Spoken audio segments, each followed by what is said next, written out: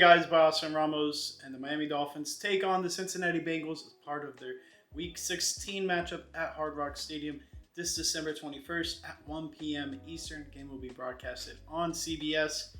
And man, it sucks to hear all this news surrounding this Miami Dolphins team, but it was long overdue. Tua got benched, if you guys don't know. He is now the third string quarterback. He is technically an emergency quarterback, so he probably won't even suit up come Sunday. Quinn Ewers will be getting the start, his first career start ever. Backup will be Zach Wilson. So that's been the big surrounding news around the Miami Dolphins this entire season. And other news looks to be that the Dolphins are going to be backing Mike McDaniel in whatever choice he makes down this stretch and possibly into the following season and so on. Let's see what happens. But it looks like Mike McDaniel is trying to take control of this team and truly build it out to what he wants it to be with or without Tua. I know, let's not get dramatic. Dolphins are eliminated from playoffs. You got to see what you have on your roster. And Tua hasn't been exactly the best quarterback. He's leading the league in interceptions with 15. Things aren't looking good for this Miami Dolphins team. The only reason he kept on playing was because the Dolphins weren't mathematically eliminated from playoffs. Boom, eliminated from playoffs. You had a bad game. On top of that, things just did not look good. So long overdue. I thought he should have been benched personally after the Cleveland Browns game. But Dolphins started going on a run after that. So let's see how things go.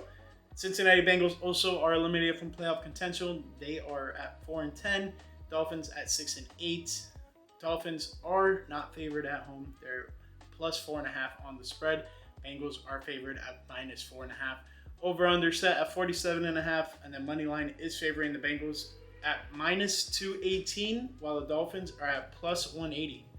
Moving on down, ESPN's match predictor has Bengals favored to win at 69.9% to the Dolphins 29.9%. Game time weather is looking like 83 degrees and partially cloudy.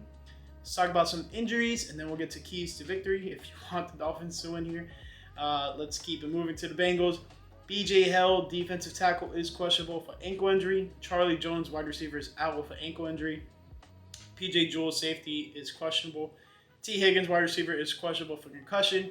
Chris Jenkins, Jr., defensive tackle, is on injured reserve. Noah Fant, tight end, is out with an ankle injury. Same for Joseph Asai, defensive end. And then Trey Hendrickson, defensive end, is on injured reserve with a hip/pelvis injury. Brian Amusa II, linebacker, is on injured reserve with a knee injury. Marco Wilson, cornerback, is on injured reserve with a hamstring injury.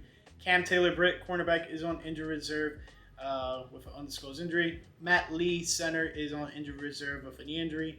Cordell Volson, guard, is on injured reserve for shoulder injury. And then Eric Hall, Jr., tight end, is out with a knee injury. So that pretty much is the entire Bengals depth chart. So they're reasonably healthy heading into this matchup. Meanwhile, the Dolphins are nicked and bruised up in this one. Jason Sanders, place kicker, is on injured reserve for hip injury. Don't expect them to see him for the rest of the season.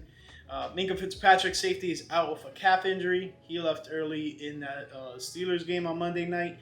Jordan Brooks, the linebacker, is questionable for foot injury. Isaiah Johnson, cornerback, is questionable.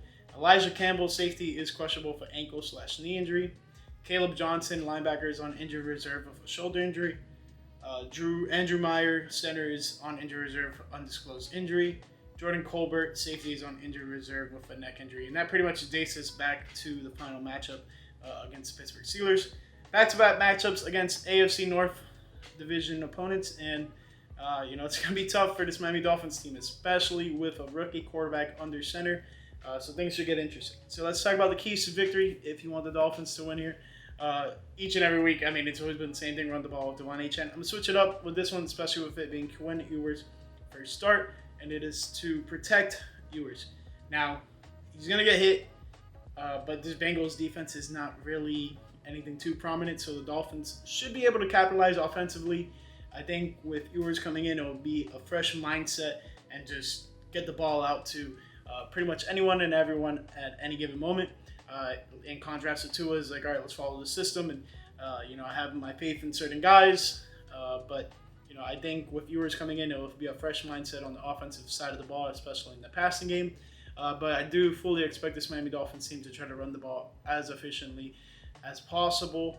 But you could see arguably them kind of shut down Devon Achane, the Dolphins themselves, and not, put them in jeopardy of getting more injured to close out this year and risk a fatal injury down the stretch of the season and heading into next year. So fully expect the Dolphins to kind of wind back on Achane a bit, and they're going to lean heavily on Quinn Ewers and see what he got. I'm excited to see what the potential is.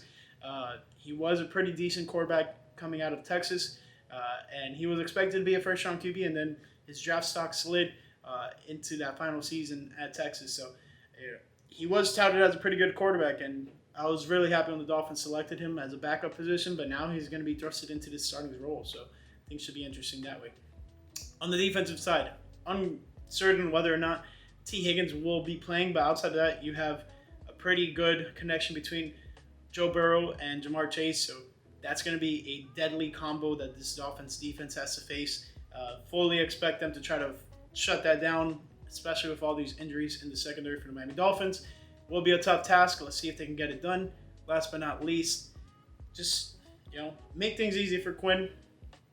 Outside of protecting him, you gotta just set him up for easy completions. Just keep the ball moving down the field and let him get his ball rolling, because he can throw it deep. He could pretty much make any throw on the field. So really excited to see what he can bring to the table for this Dolphins team in the final 3 games of the season. That pretty much wraps up this game preview of the Cincinnati Bengals at the Miami Dolphins. Thank you guys so much for watching, and I'll catch you in the next one.